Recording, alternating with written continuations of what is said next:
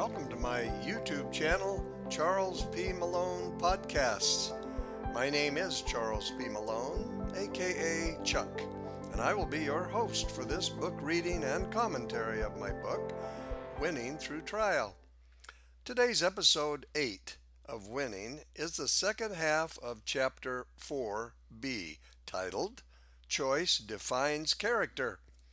In our last episode 7 of Chapter 4a, we were introduced to winning way number 4, opportunity, look for it.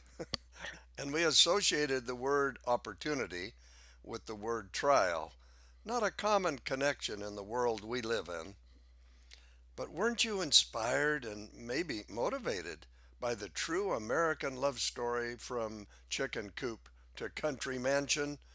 Each trial they faced, they tried to learn something from it that they could apply to their next attempt at entrepreneurship. Now that's opportunity and trial. So let's begin episode 8 on page 206 as we continue to explore how to discover opportunity in trial.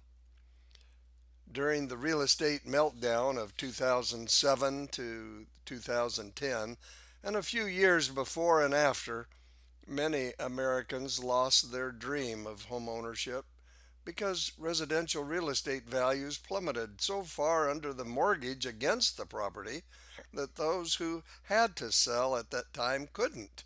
And those who didn't have to sell became frightened that their home investment would tank even further. And so they joined the chorus of, "The sky is falling, the sky is falling." And indeed it was. I too was affected by this phenomenon, having purchased a large home at almost the peak before the meltdown began, and watched my potential $1 million home shrink by 2/3 in value. Even a seasoned real estate professional like me was drawn into the promises of rich rewards, only to experience a substantial loss of equity. But as I shared earlier, having a home for our daughter's family while battling cancer was a priceless return on our investment. Now, this is the interesting thing about how our mindset was affected through this trial. Nothing had changed the utility of our home. It was still the beautiful home we purchased, intending to make improvements through our own sweat equity. But something had changed in our perception of the house due to its loss of value when compared to other homes at the time. Although we continued making payments on our home, many didn't or couldn't because of the loss of jobs or reduced income from the national recession, which was concurrently plaguing our nation. These were difficult times. The Great Recession, as it would become known, was the worst economic condition, second only to the Great Depression. There was no opportunity, only preservation. Or was there? According to Quora.com, economic recessions produce huge opportunities to take life into your own hands and create the life of your dreams. Whoa! It is a fact that some of the largest and most successful companies worldwide were created during a recessionary period, including Microsoft, FedEx, LexisNexis, CNN, Hyatt, GE, and many others who recognized the need and were able to fill it successfully. Quora.com makes the point that as in the 4 seasons of the year in most areas of the country, winter, spring, summer, and fall, there are also different financial seasons such as recession, economic booms, and depressions. Economic downturns are the times in which you should be planting your financial seeds in preparation for the spring of the next economic boom, says Quora.com. According to Len Clement of Market Wave Inc., a recession causes people to open their minds to other sources of income because they realize their secure job is no longer secure, and they would like to find a different way to take hold of their future, looking for that perfect storm of opportunity. Early in our marriage, my wife and I had a dream of owning our home, free and clear of a mortgage. We got the idea of building our own home rather than pay a general contractor to build it and pocket the savings. We figured if we could build and occupy the house for 2 years and roll the profits forward again and again, we would not be risking our primary income from my first job out of college. And eventually, we would be able to build our dream home without a mortgage. Opportunity. Look for it. Well, we found a vacant piece of dirt at the end of a street behind the house we had purchased after graduating from the university. The lot was owned by a local family, and I remember driving to their home late one night and seeing them at the dinner table eating as I walked up to the porch. My stomach began to tighten, sending my prepared sales pitch away with a flutter of butterflies, removing any idea of what I was going to say. I began by knocking on the door and took a deep breath as the wife approached the front door, turned on the front porch light, and after introducing myself, she invited me in to meet her husband. As it turned out, the family had been contemplating the sale of the property for a while, but hadn't got around to listing it. I explained my idea of building our family home and how the lot would be paid out of the first draw so the lender would own the lot until a permanent loan was established. Well, the owner agreed, and we shook hands on it. Our next challenge was how to obtain financing, both for the construction and the permanent loan. Because of my vast real estate experience at the time, part time, only a couple of years, I was able to arrange construction financing while I still had stable employment, called a job. And then we obtained a financing a commitment letter as evidence that we were going to build a house. I would later learn in life how difficult it is for self employed people to obtain home financing. Loan approval criteria are heavily weighted in favor of salaried individuals over us flaky commission only types. We do get loans, but not without pledging our firstborn. Sorry, I digress. So, 2 weeks later, I had a letter from the bank acknowledging their commitment to provide construction funds to build the house. And then I drafted a simple contract with the lot owner. With a signed purchase contract in hand, I went to the town of Mesa, Arizona building department and showed them my purchase contract and loan commitment letter along with a legal description of the lot I was going to buy. This meeting with the building department proved to be my first home run. Woohoo! The lot I wanted to purchase was located at the end of a street, as I told you, and the information received from the Mesa Building Department disclosed their need to extend the street through our lot, connecting on the other side, effectively creating two lots. We were able to lower the cost of our lot by selling one of the lots and building on the other. Another home run. Well, we ordered a set of house plans from a catalog, and when the plans arrived, I took them to the city building department to apply for a construction permit to build our first home. I rolled the plans open for the inspector to see, and after a few minutes of review, he just laughed. "Where did you get these plans?" he questioned. "They have crawl spaces under the house. We don't build houses in the desert with crawl spaces," he continued, and laughed again, which drew the attention of another plan examiner, and he too couldn't hold back a chuckle. We had come so far towards accomplishing our dream of building our own home, only to be squashed like a bug into the windshield of an oncoming car. Times like this define you when you have a choice to either be the bug or become the windshield. And we chose the latter. It was difficult admitting that we had blundered by ordering our house plans through mail order. I mean, back in the day, brides were ordered from mail order, weren't they? Didn't you ever see the movie Seven Brides for Seven Brothers? So, how difficult could it be to find a great looking elevation and well designed for planned the same way? Apparently, it is quite difficult. After giving it some thought, we followed winning way number one and called upon God for direction. Although we didn't know how to build a house, God did, and we prayed for His help in finding a way to keep moving forward. The answer came in the form of a carpenter named Ron. Solutions to life's problems are rarely handed to us. The caterpillar does not become a beautiful butterfly because God designed its cocoon with a zipper. And we did not learn how to drive a car from sitting in the passenger seat. We did not want to hire an architect to redraw the plans for our home, costing us more time and money. So we started calling various subcontracting firms and making appointments after work to show our plans. Mostly we got the same reaction as we did from the plan inspector, and always with an extremely high price associated with the bid, but we kept at it.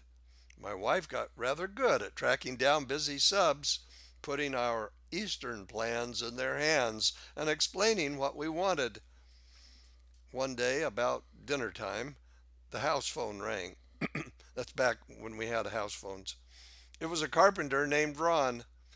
He had a slow drawl about him and mentioned his connection to the White Mountains, where my wife and I also had family ties. We arranged a time to meet, and Ron, the carpenter, became our treasured advisor and trainer throughout the construction process of our very first home. This is not to say that the process was easy or always fun. In fact, my marriage was tested more than once during the subsequent months of construction. It was Carpenter Ron who got us out of a massive conflict between the plumber and the block layer, when both bathroom windows ended up in one bathroom and none in the other. I learned early on the value of a creative framer. You see, you can gain experience from trial. Maybe that's an opportunity. My wife and I went on to build another home a couple of years later in a subdivision across from Mesa High School, and over a period of 15 years or so, we built and lived in another seven homes right in the same subdivision until we finally built our dream home, a Victorian splendor, self designed with four levels: basement, up 4 feet to the family room, up another 4 or 5 feet to the main level, and up 9 feet to a loft which overlooked the kitchen, living room, dining room, and level 2 family room. We had traveled to San Francisco several times to select colors and elevations. The result was so different from the standard desert home of the time that on any given Sunday, a line of cars would form at the front of our house, cameras clicking, and some even daring attempts at scraping off a shard or color from the house. Our kids were the envy of their school friends as the ones living in the Cinderella house, probably because we had a real Pepsi machine in our garage, almost always full of delicious beverages, which our children enjoyed inviting their friends over to partake after school, courtesy of my dad, who was the manager of a Pepsi Cola bottling company in Tucson, Arizona at the time. The most exciting part of building this dream home was the fact that there was no mortgage. During this period of economic growth, I became a partner in a new startup home building company and later served as its president. Our partners borrowed money from a relative's pension fund to get it started. I also brought cash from my real estate business, which had doubled our income over my salaried job, and we built our first subdivision near downtown Gilbert, Arizona. In a few short years, we grew into a real estate powerhouse of over 50 sales associates, three thriving subdivisions, and a leader in creative housing concepts in response to rising prices and decreasing affordability. But we had built a well tuned machine over the 10 years of operation, which demanded more land to develop, yielding more homes to build. Life was certainly coming up roses, so I thought. Any well tuned machine requires all moving parts to function in harmony. But if one of those parts fails to carry its share of the load, the machine begins to falter. In a home builder's case, the engine that drives production is sales.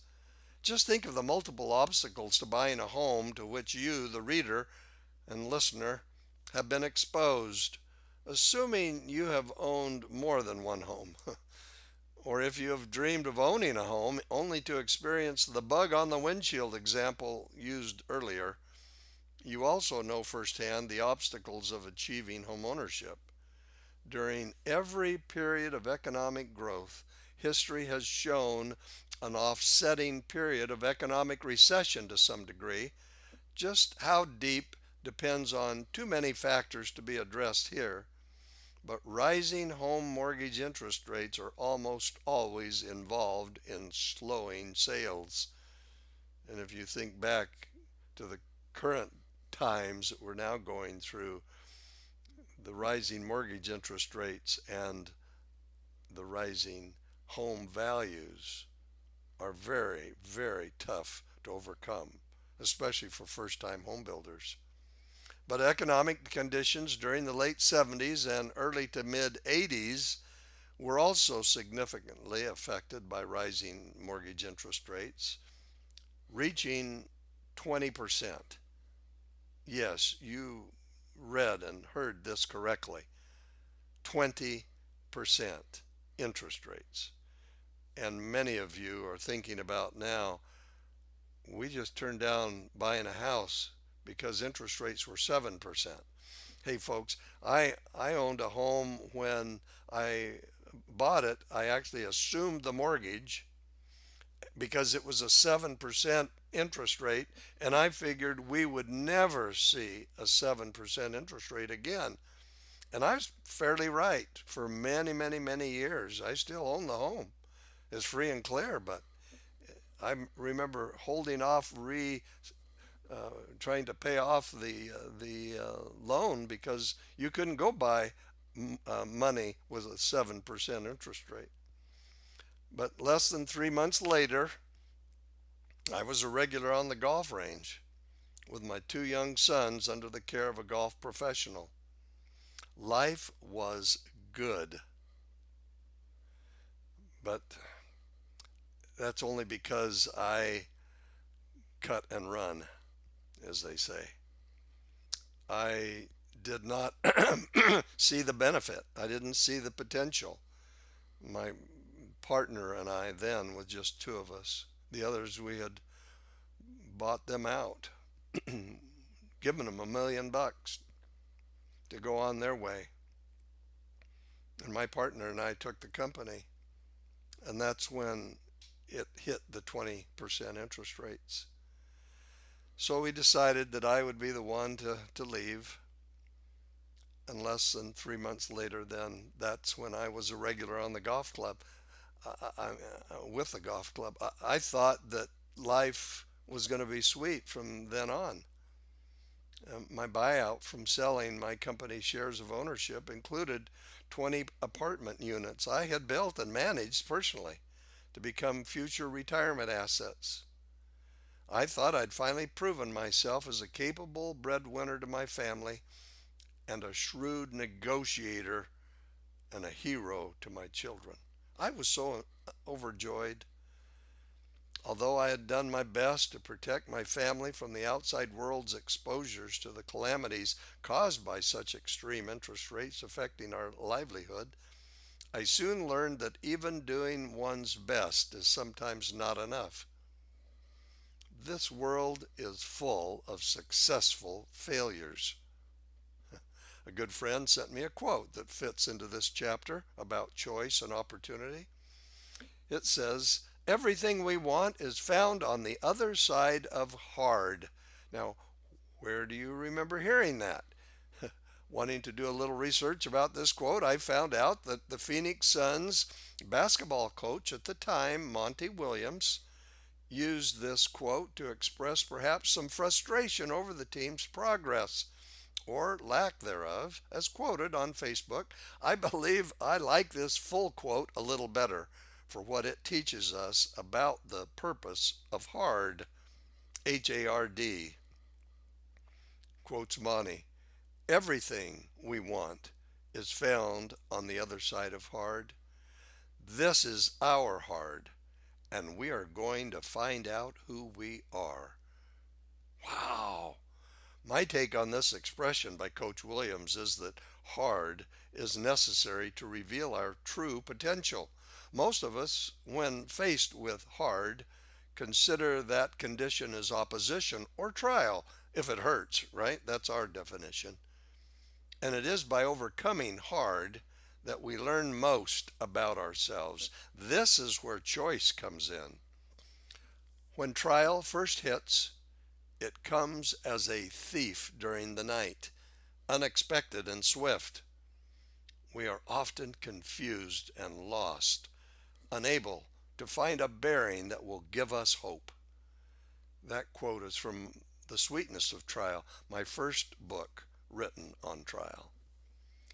This paragraph came in the form of a phone call. I was broadsided. I felt the world cave in beneath me as I learned that my former company was on the brink of bankruptcy, threatening to take down with it many faithful subcontractors who had benefited from our growth over the years. They were patient with our slow pay as conditions worsened, but now it would follow us to the courts of the land to protect themselves from personal ruin. Although one might rationalize away the responsibility to provide any form of assistance to those who were now living by their own business decisions, I had made mine, and I had counted myself a blessed man for doing so ahead of the tidal wave that was now engulfing my former industry.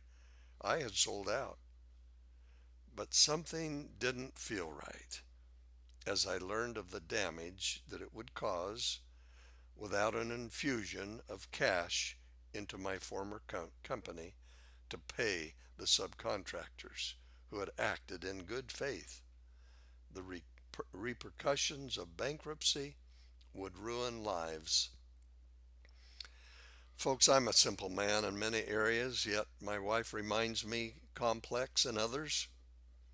I'm not particularly gifted in any one area, especially not financial analysis.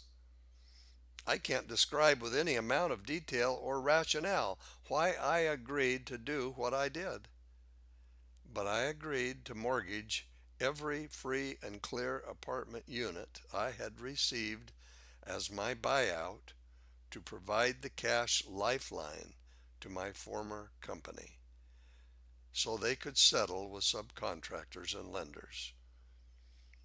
However, the cash infusion from the apartment mortgages was insufficient to cover the delinquencies on their own. So, in addition to mortgaging the apartments, I added our personal home to the bailout, creating a cloud of despair and disappointment at home. After 10 long years of sacrifice and planning, we were right back where we started, albeit a little worse.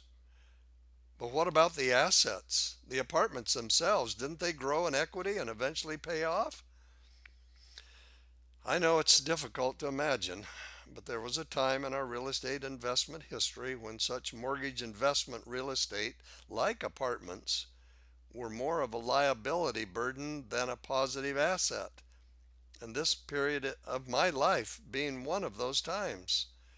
I gave away the mortgage apartments for $1,000 each just to remove the burden. I believe the term second guessing to be one of Satan's greatest tools in bringing unhappiness and misery to the human race. The term essentially has little positive vibe in it and serves primarily to undermine our faith. In other words, it is of no value to us, so stop doing it. It's that second guessing. Second guessing our prior actions implies we have control of the past. And if we beat ourselves up enough, the results of previous choices and actions will magically change. Hey, we both know it's not going to happen, but we can use past decisions and actions to change the future by striving to make different choices and actions. I use the word striving because of its power to explain why we as mortals continue to make mistakes without achieving complete perfection in this life. Striving gives us hope to win next time.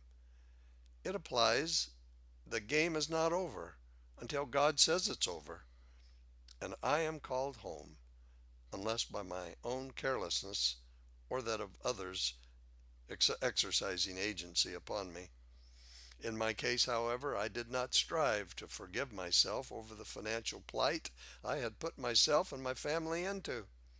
Instead, I did what I explained most people would do when making decisions and choices that led to unfavorable circumstances.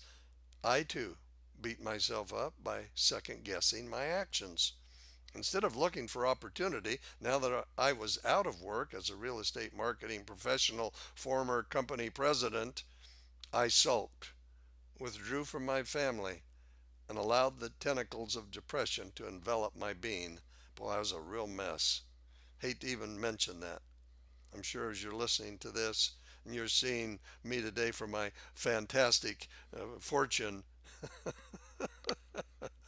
uh, I was a real mess then. I'm just a better real mess today. Hey, folks, you don't catch depression. Let that be the, the commentary on this. You don't catch it.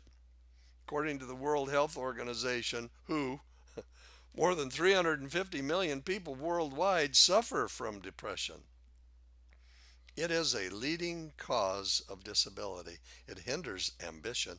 It destroys relationships. It opens the door to both physical and mental health diseases, and yet you do not catch it. You must let it in voluntarily, feed it, even nourish it to keep it growing from feeling blue, which we all experience at times in our lives, to a full-fledged great gray blanket of depressive state where all color has left your vision except for hopeless gray. Well, I do take credit in the construction industry for finding and making very popular the color agreeable gray. I wonder if that was because I had such a clear picture of what depression gray was like. Agreeable gray, however, has a little bit more blue to it, a little bit more hope. Although there doesn't seem to be a consensus on the exact cause of depression, numerous contributors tend to extinguish the fire in our soul if we let them. If just one of my winning ways in overcoming trial helps just one reader fight depression and win, then this entire writing endeavor, and I might add this podcast endeavor, will have been well worth it. And yes, I am aware that family genetics can increase the risk of depression. But just because a family member succumbs to a depressive state of mind does not mean that you cannot control your choice not to follow suit or become more informed on how to avoid that dastardly pit. Certain personality types are probably more prone to experience depression than others. Okay.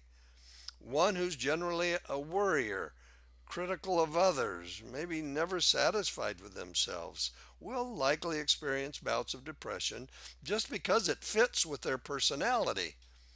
But even an unhappy person can fake it till you make it and maintain a cheery exterior while the battle is raging inside. From my experience with depression over several years, I admit to feeding my depressive state with more negative than positive affirmations, contributing to a more chronic depression than merely feeling the blues. I needed to learn how to replace negative with positive brain food. How many? Okay, here's this quote. Learn to talk positive to yourself rather than listen to negative about yourself. That's a great that's mine. I'm sorry, but that's in the book. Many years ago, I happened to focus my attention on a photo of my wife and I standing in front of a partially completed Church of Jesus Christ of Latter-day Saints temple in Gilbert, Arizona.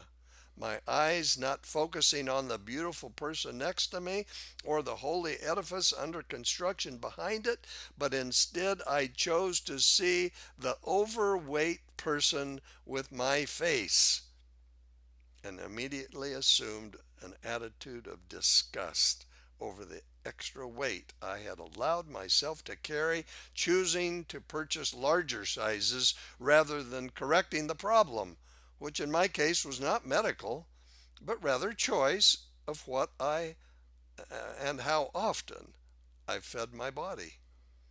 I tried cutting back on the food I usually ate, but nothing changed other than I felt hungry more often. It was only when I changed my eating habits altogether, reinforced by goal setting, that I lost the desired weight. I put myself under the care of a professional weight loss clinic, replacing my old habits with new ones, designed to reprogram my brain to look at food differently. The results were amazing, both in how I looked and in how I felt. However, the most challenging part of changing behavior is after the celebration of reaching a goal. Unless one achieved goal is replaced with another, friends, listen to this. Once an achieved goal is met and not replaced by another goal to achieve, you will likely return to your old habits. Now that's commentary. That is my experience. I'm living proof of what I just said. And as time marched on, my daily self affirmations and meal planning efforts used to change behavior to meet the goal were subtly put aside because of my new "I got this now" attitude. I admit to feeling so deprived of eating convenience foods that I'd eaten for so long before losing weight that my here and now celebration of reaching my slim goal became a distant memory absorbed into a busy life, travel vacations, eating out. It was not long before old habits started creeping in again, and yes, in time, I started pulling out the larger size jeans. I don't throw anything away, rationalizing that my body was unique and could handle a little more padding. Someone forgot to tell the natural man within me that the food he likes would never be eaten again. Without a goal in place to stay slim, the foods I once used for comfort and reward began to replace the low calorie, nutrition rich foods I had eaten to reach my weight goal. I had allowed the purpose of why I wanted to lose weight months earlier to dim in my memory, which led to weakened resolve, and without constant remembering, I was soon back on the road to weight gain.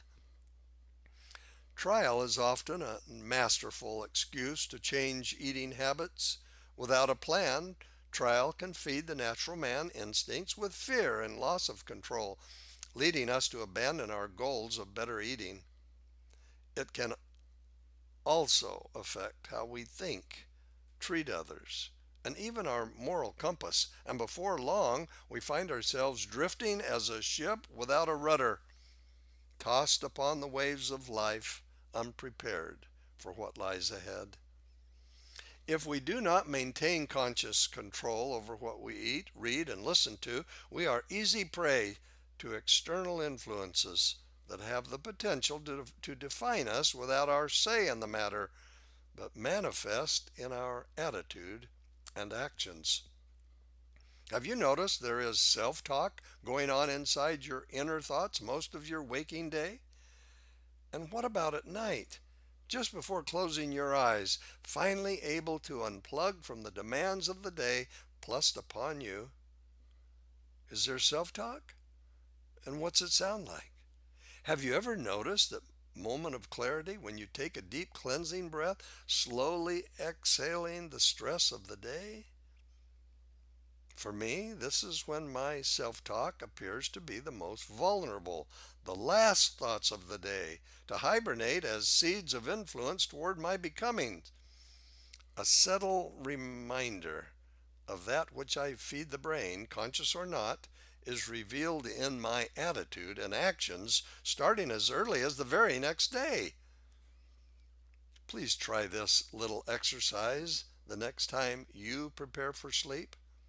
Before assuming your most comfortable sleep position, beating the pillow into submission, or whatever you do to hopefully fall into blissful unconsciousness, hold firm to your conscious self and take an intentional, deep cleansing breath,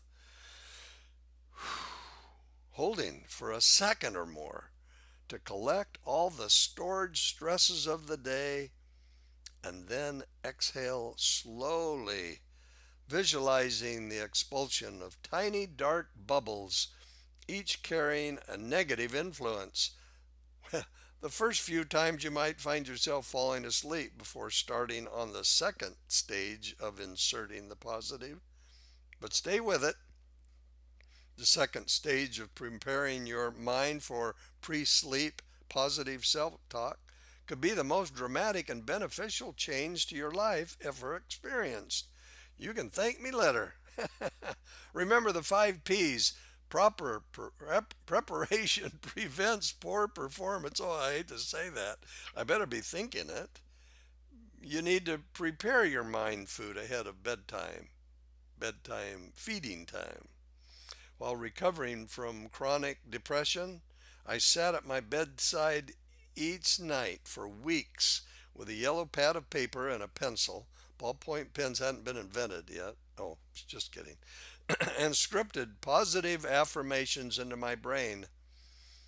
They tell me it doesn't work by writing them on your computer, or you have to script them. There's something to do with the hand and the brain movement. After I'd worn out the cassette tape recording my doctor had given me to get started, I purchased others and kept them playing in the car and on my portable player while around the house. Negative brain food programming is not static.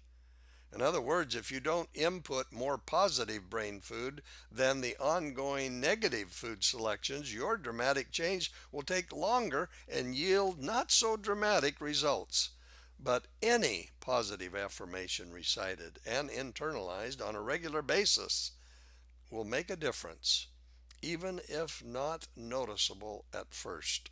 You may not see or feel the difference within the first couple of weeks, few weeks, but I promise you, others will. So ask them. With your mind free of whatever it was that burdened you that day, and in your most vulnerable and accessible state just prior to sleep, you are now ready for your first controlled positive affirmation exercise, or the synonym CPAE, as I have just named it? Or is that an acronym? CPAY. Choose a positive affirmation that describes a desired outcome or character trait. Build into your affirmations words like I am and I do, so that the brain doesn't have to decide if a particular outcome is your target. You must affirm as if you are already there, having already achieved the desired outcome or character trait for your affirmations to result in more than feel good exercises. Since most household stress revolves around financial matters, let's build a CPAE, CPAY, around taking control of your financial needs. So here's some we're going to recite together. I am excellent at meeting the financial needs of my family. Now, don't laugh over that. I am excellent at meeting the financial needs of my family. You are wanting your brain and your body to begin to believe that you are capable. I am always open to opportunity that leads to a firmer financial foundation. I resist adding lifestyle to my financial overhead. We all kind of need that one, don't we? I am in complete control of my finances and spend only on necessary things. I look for opportunities in my trial to benefit others. I am generous with my financial means. I tithe my financial earnings to help others. I study my finances regularly and make correct decisions on my spending habits. I provide a wonderful life for my family by using my talents to, you fill in the blank. And maybe you need to read chapter 5 coming up, or 6, that's going to take place. Actually, it is 5. Um, it's going to take place about choice and talents and gifts. You're going to want to read the next chapter, I promise. Here's another. I feel joy when my bills are paid on time. Oh, I love that one. And I do feel joy when they are paid on time. I do not like getting those little notices that said, did you forget us? Well, I think you get the idea now, right? And you can make up your own, uh, whatever those comments and those positive affirmations that turn your crank. I believe. Just talk yourself into that area of becoming. Where do you want to be? Do you want to be successful? Do you want to have a happy relationship with your family? Do you want to train your mind to be more in tune with the needs of your family? Then you can script a positive affirmation that will help your body adjust to that goal. Get your mind and body on board with that, folks. For me, because of the gray blanket of depression wrapped so tightly around my heart at the time, I felt smothered, unable to breathe sometimes, or even think clearly. I found no trace of joy in life. Even going home each day to face my family became a burden. I longed to be free from this emotional prison. I chose these affirmations to feed my brain at night just before sleep overtook me. I wanted them to be the last thoughts entering my mind so it had plenty of room to work. Here's the first. I am a child of a loving Father of my spirit who loves me and wants me to succeed. I am ready for greatness. I am hungry for greatness. I am great in the sight of God, and He sent me here to win. I feel the sun shining in my heart. I love to laugh. Can you imagine trying to break through that gray blanket saying, I love to laugh? People love to be around me because of my sense of humor. I laugh all the time. I find humor around me. Always. I choose not to feel depressed. I got to go back to the one about laughing all the time. Someone asked me the other day, are you always so happy? Why do you always use that word marvelous when someone asks you how you are doing? Well, folks, this is the commentary. I got to tell you, during this period that I'm writing about right now, and I may have put that in the book here, but I just want you to know how real this is to me because it still keeps coming back. People are People notice that when I'm asked how are things going, they haven't seen me in a while, I come up with the same word every time. Marvelous. Marvelous. I mean, you should hear people at the counter. I'm picking up something to eat, and they say, "Well, greetings. How are you?" And I say, "Marvelous." Oh, I haven't heard that word in a long time. That was choice. I chose that word, and now it's part of me. No matter who says it. I mean, I'm in the temple. Somebody asks me, "Oh, good to see you. How are you?" And I just come out with an exciting, marvelous, marvelous. And maybe I just got my car bashed in. I'm still marvelous. I'm alive. I'm still walking. I love Dave, oh golly, what's his name that had it right at the tip of my tongue, that the financial guy. He loves to say, how are you doing? He'll respond, better than I deserve. And I love that. Well, my family loves it when I come home. They didn't, but that's an affirmation. I choose not to feel depressed. I feel the wet blanket being removed from my heart. I look for opportunities in my trial. I always look at the bright side of things. When someone asks me how am I doing, I always say marvelous, and I mean it. There it is, there it is. The key to the effectiveness of each CPAY is consistency. Consistency. That's over and over every night. Although once a day at bedtime is good, 3 times a day is even better. You want to choose 2 or 3 self affirmations you can memorize and recite them out loud throughout the day.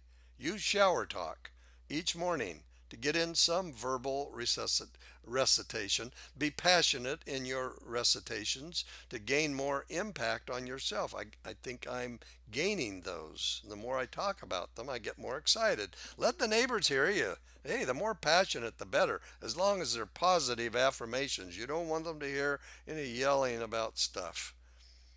Try memorizing verbal self talk instead of phone talk while driving.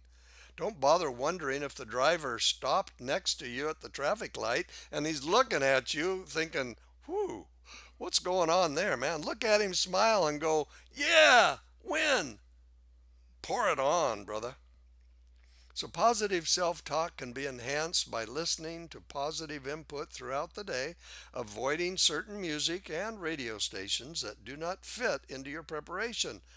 This preparation to rid yourself of depression, or whatever your goal is to become, offsets the subconscious negative programming we are all subject to. As we drive around the city, use the internet, wait for the red light to change at an intersection, or exercise at the gym, it seems that everyone has a message to sell. And your subconscious mind is so wonderful in remembering. so you don't have to keep relearning the basics of life every day. We call that autopilot. It is also a sponge to whatever the eye can see, the ear can hear, the lips can taste, the nose can smell. You know what I mean. So unless we have a plan in place, the 5 P's, I won't recite them, on how to become whatever, you fill in the blank.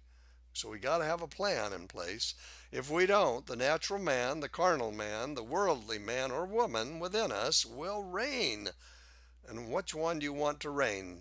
Mr. Positive, Mr. Negative? You might listen to Brian Buffini podcast about how to succeed. Dave Ramsey was the name. I knew it would clear. Dave Ramsey is who I was talking about. Anyway, Brian Buffini podcast. I love to hear Brian Buffini. Very, very solid individual. How to succeed in real estate. And I love to take what you hear and what I hear and learn to the next level by putting in practice what great words of wisdom, secrets of success, whatever you want to call it, that he offers.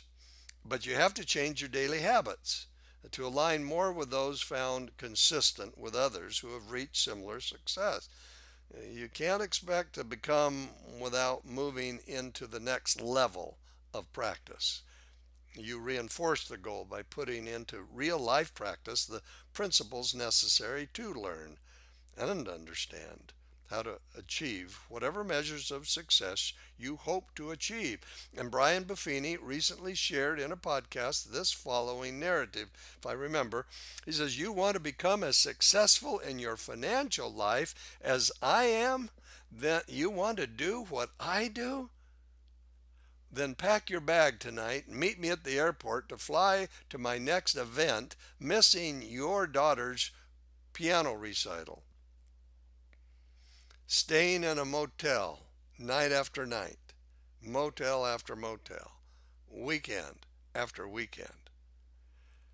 Friends, no success in this life comes without sacrifice in one form or another. So if you want to lose weight, you want to learn to write books or become the next American Idol performer, you must prepare to win. And you must keep on keeping on, to use a familiar mantra if you expect to stay on top. I want to relate my recent experience to drive home the point of how attitude affects behavior. As a full-time real estate professional over the past, now 54 years, I am not immune to the natural man's negative self-talk. I had been listening to a new real estate podcast discussing the impact of what is called the iBuyer disruption to the traditional way we bought and sold real estate. And frankly, I let my fears and prior experience with age discrimination get the best of me. And when I awoke the next morning, I felt moody and impatient. As the day progressed, I sunk deeper and deeper after my attempts to understand a new social media app failed. And the 2 iPads I use for writing, one at the gym and one at home, now failed to sync. I tried a new free storage app and ended up filling it with duplicate media stored in another app and spent 2 hours deleting it, only to have my daughter show me how to do it in seconds. Oh, by the time the sun was finally setting on this miserable day, I had had it. I was mad, discouraged, afraid, and ready to quit. I was going to go join the army. Oh, that'd help. I had convinced myself that I was too old to adapt to new technology and that the changes in our industry would soon have no place for an old guy like me, based on the drop in business since COVID-19 and the current changes to our economy. I had allowed negative thoughts to dominate my mind, and oh, how quickly it took control. And did I mention how I spewed negative all over those closest to me during this takeover by Mr. Negative? It brought back scary feelings of times past when these thoughts and actions had built a home within me, and it frightened me. As the day ended, I finally gave up the ghost and spent the time until bed sulking and grumbling over everything that irritated me until my wonderful wife of 56 years then boldly said, not looking up from her handiwork project, "Why don't you practice a few concepts taught in your book, dear?"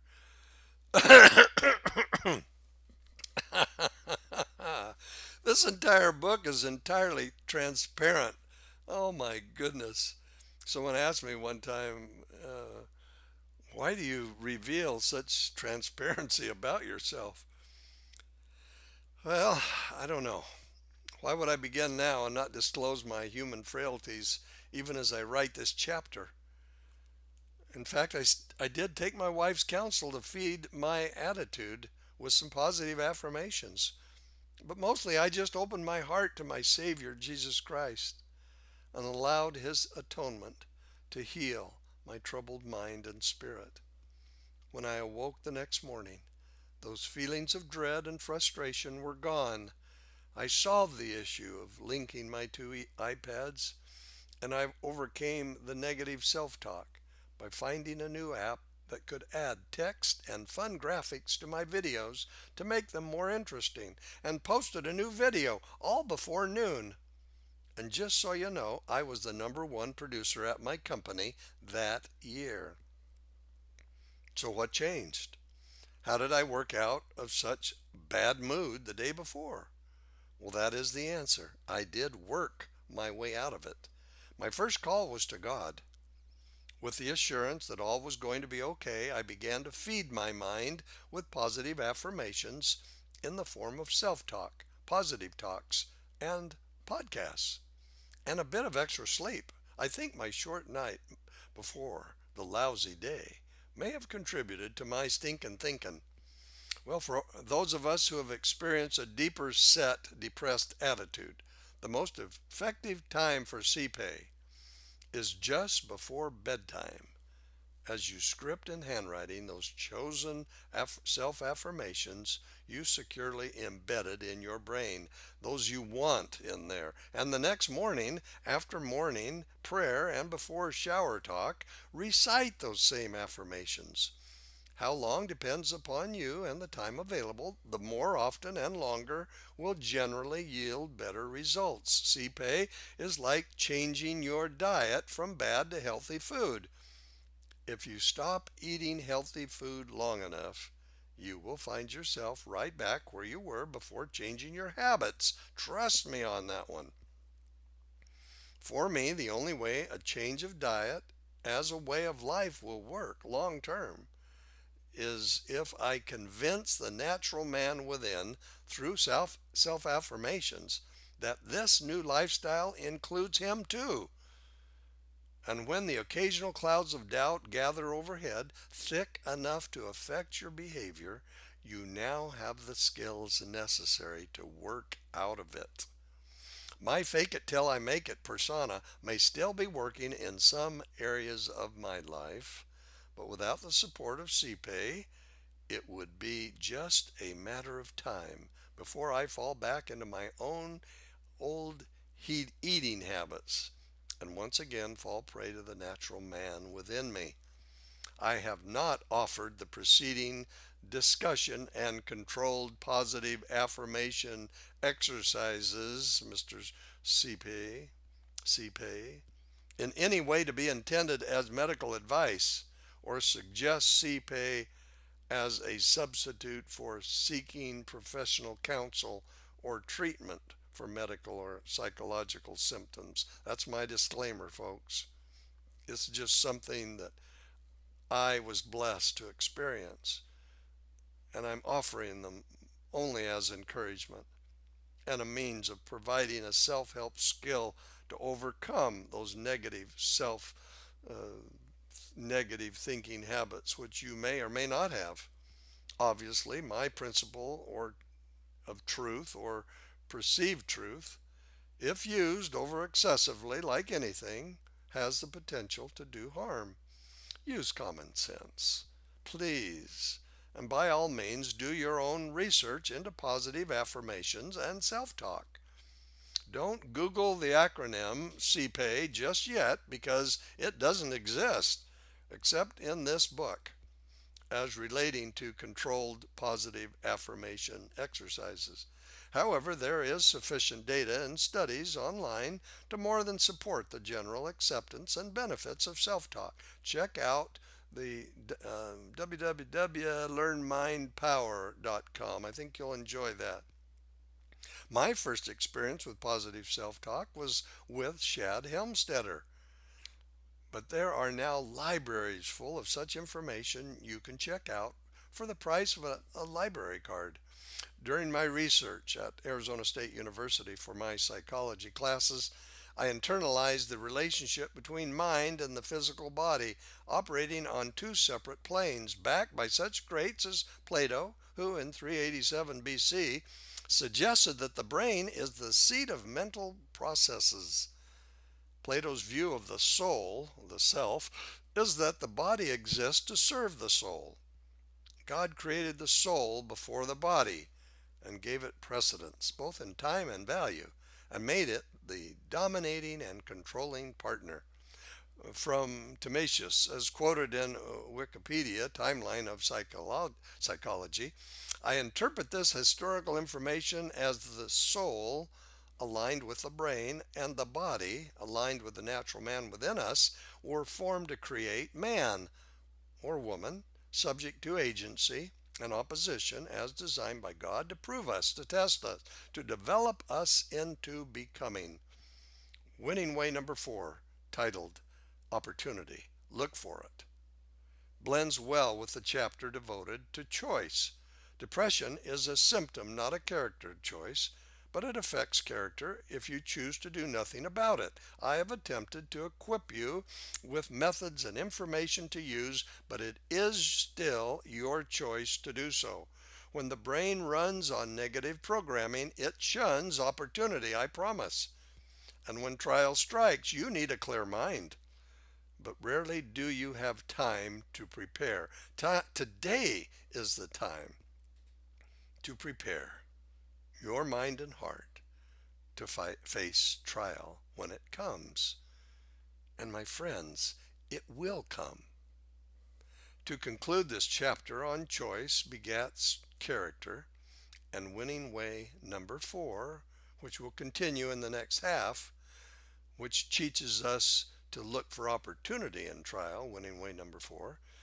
I can think of no better story that exemplifies both excuse me, both principles of successful navigation through trial than that of the Old Testament account of Joseph, the 11th son of Jacob the Israelite, grandson of Isaac and Rachel, the great grandson of Abraham. You would think that such a righteous man as Jacob, blessed with lineage from Abraham and posterity in the form of 12 sons, 2 of which would one day grow up to lead the 12 tribes of Israel, would be given a rest day from trial. But the unthinkable happened anyway. His youngest son at the time, Benjamin, had not yet been born. He was apprehended by his jealous brothers and sold into slavery far away into Egypt, using a torn and blood-soaked cloak of many colors. It was young Joseph's coat to explain the favored son's disappearance. To lose a son or daughter to death or irreparable separation hardly makes any difference. The pain and suffering had to be unimaginable for Jacob and Rachel. The pain our Heavenly Father must have felt when 1/3 of his spirit children, whom he loved, left their heavenly home out of discord to follow Satan, had to be mind-numbing, even for a God.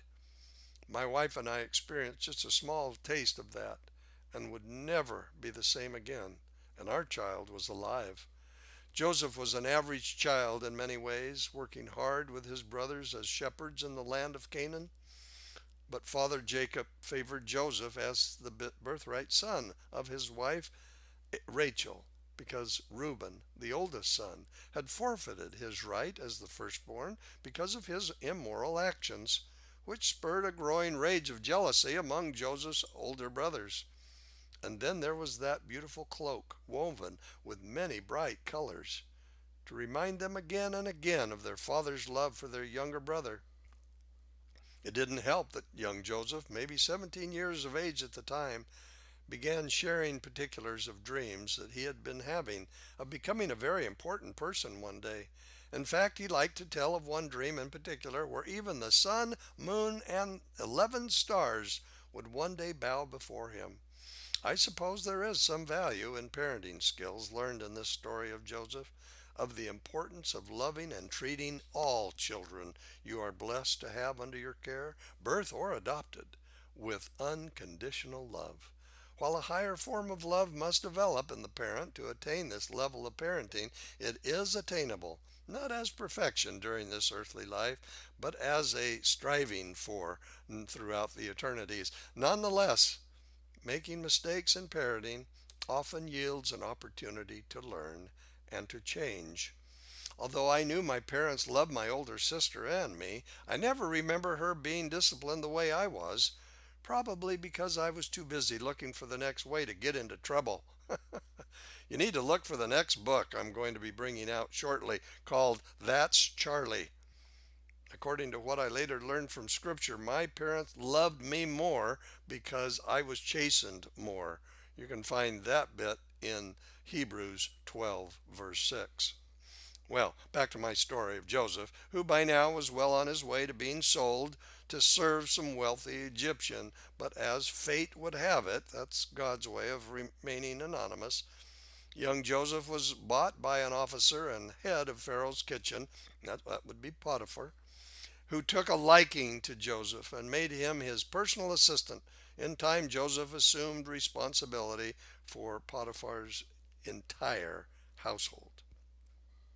Again, I must pause this story to emphasize winning way number 4, opportunity. Look for it. The boy Joseph was taken from his parents and forced into bondage. Now that is trial, right? It hurts. But how we react to trial is choice. And Joseph is about to be tried and tested and given a choice on how he would react when tempted. That is the presence of agency, even when in bondage. You know the story from here, how Potiphar's wife was attracted to young, probably well built and easy on the eyes Joseph, and repeatedly tried to seduce him. She was also jealous of Joseph's relationship with her husband and sought to bring Joseph down from his position of trust and authority. But Joseph knew who he was, and for him the choice was to run.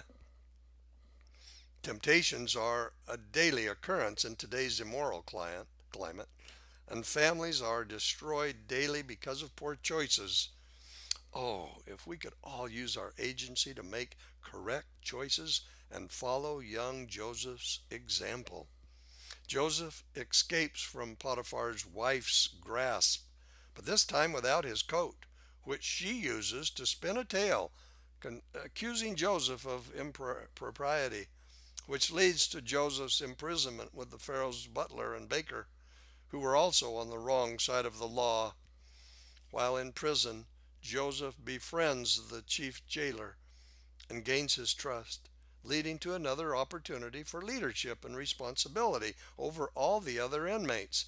I can tell you this was a big thing, and it gave Joseph an opportunity to interact with the other captives and tell parts and pieces of dreams he had, which is also probably why, when the Pharaoh's butler and baker started having unusual and disturbing dreams themselves, they went to Joseph. Opportunity once again presented itself before Joseph, who interpreted the butler's dream to mean he would soon be released from prison and return to his former station. As Joseph had said, the butler was released and reinstated 3 days later. During the butler's release proceedings, Joseph asked him to remember him to the Pharaoh and put in a good word, which went totally ignored until one day, about 2 years later, when the Pharaoh started having strange and disturbing dreams himself, that the door of opportunity once again opened for Joseph, as the butler did recall the amazing talent he possessed at interpreting dreams and relayed this information to his boss, who immediately summoned Joseph to his court. Now, opportunity in trial does not usually present itself as one big, brightly wrapped package labeled opportunity, nor does it come when we expect or need it. Often, we don't recognize the opportunity in trial until long after the wounds have healed. Then, looking back, we see with clearer vision how our pain and suffering open doors to our becoming, to character development, to bring forth the development of spiritual gifts and talents, even hidden treasures discovered within the confines of our broken hearts. The God of Abraham, Isaac, and Jacob used trial to prepare the children of Israel to arrive in the promised land. You would think that after 150 years of Egyptian captivity and the incredible miracle God created to free them, that would have been sufficient to motivate them to change enough to inherit the promised land. But it wasn't. They still lacked the faith to see beyond the intimidation of a fortified city and to believe in the strength of the God who freed them from captivity. But they were still not ready.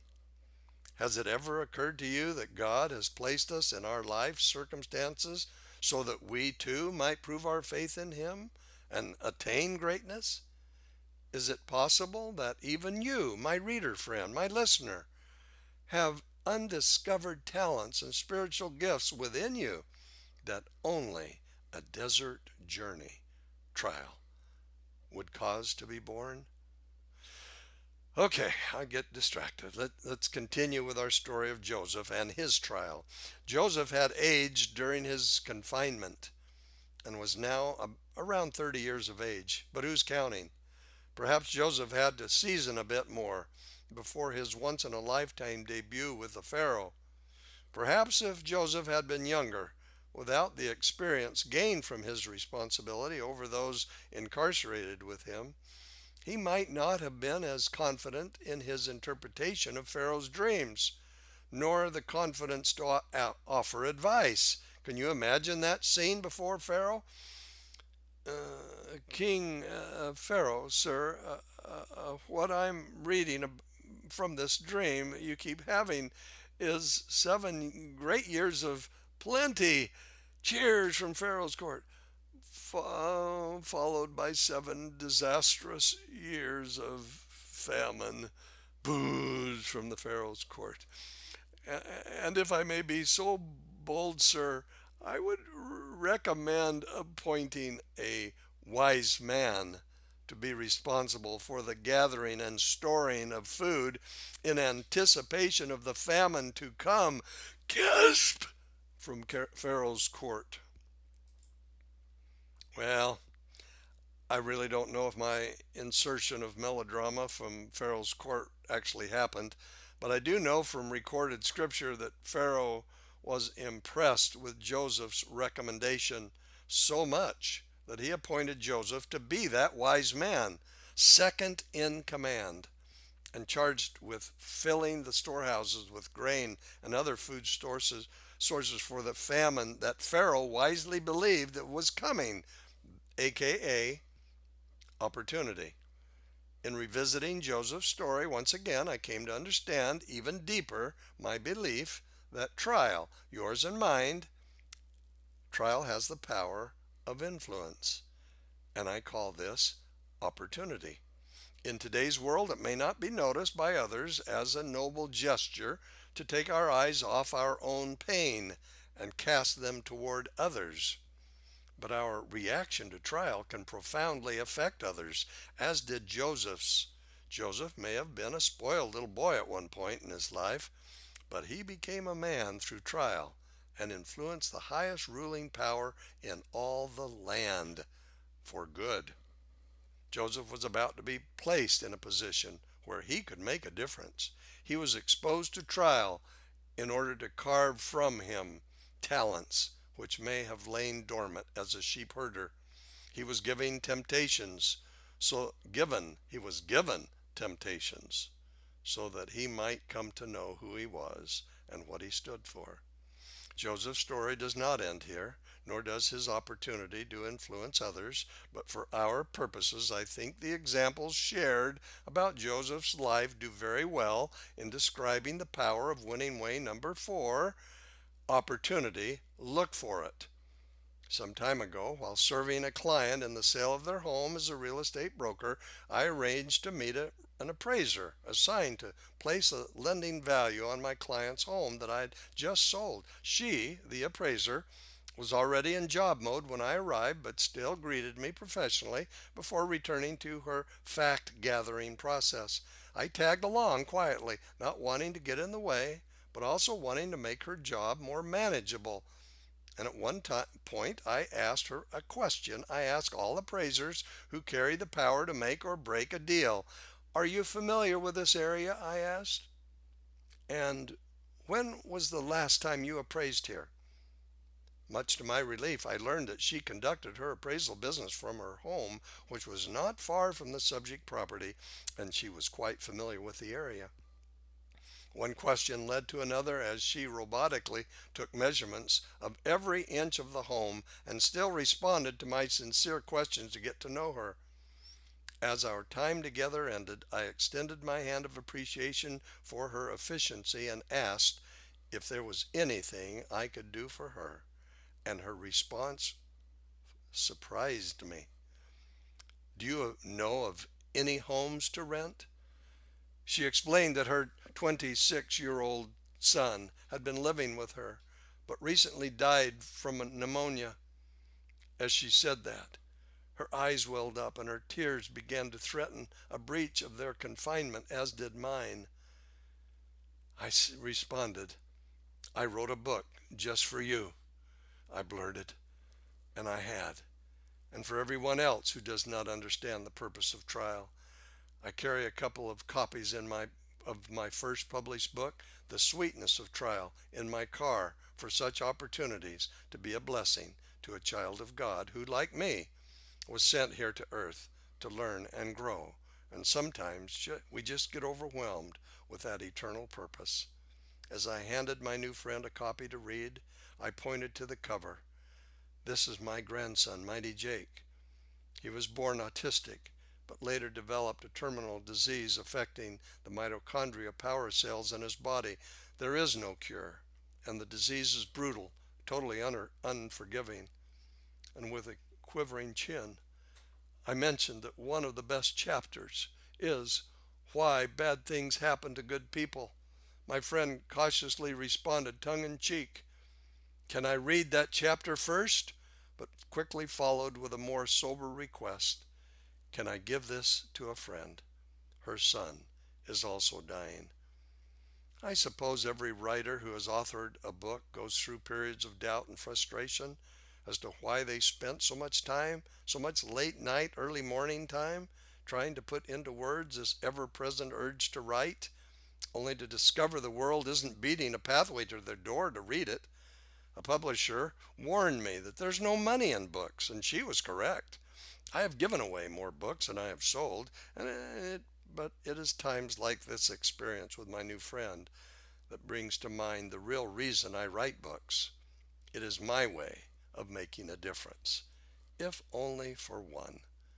If people are too busy to read, then they are most definitely too busy to post a review on social media or on the bookseller's website. Although I am thankful for those who have taken that brave step. But those who sent an email or actually picked up a phone and called keep me failing forward. It was the turnout of friends and family supporting my first book signing event.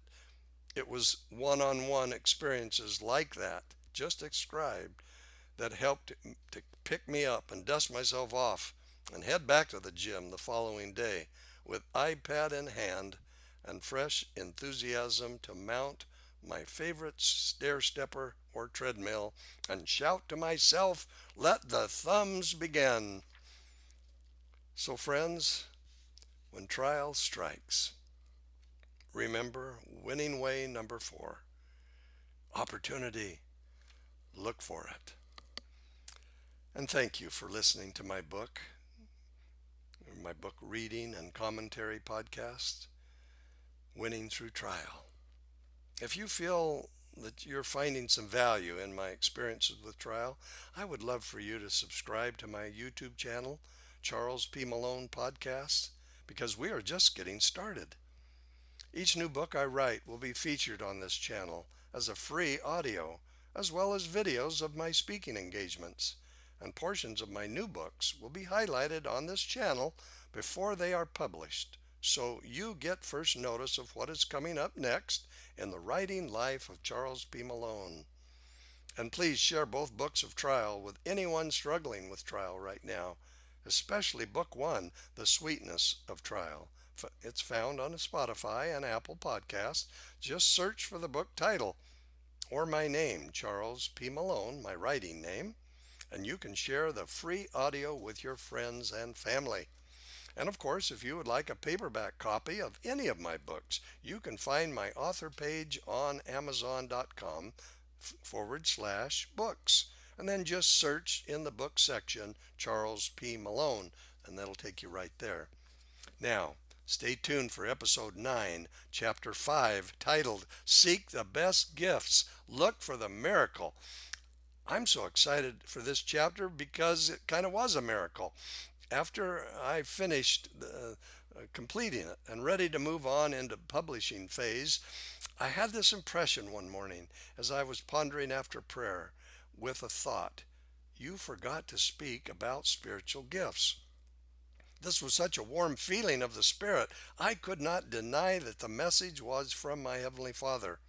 And so I began to put this chapter together, and I'm so happy that I did. It is already proven to be an inspired message to each of God's children, you and I, to remind us that we were blessed with gifts and talents to spend our entire life on earth discovering and developing those gifts and talents so we can use them in the service of others. And that's key. And with that trial and opposition, we're designed to act as catalysts in developing who we are to become. I know you will love, I'll call it Discovery Chapter 5, that just might be a game changer for you. Until then, may you keep climbing those mountains, because without challenge, there is no change, no win without trial.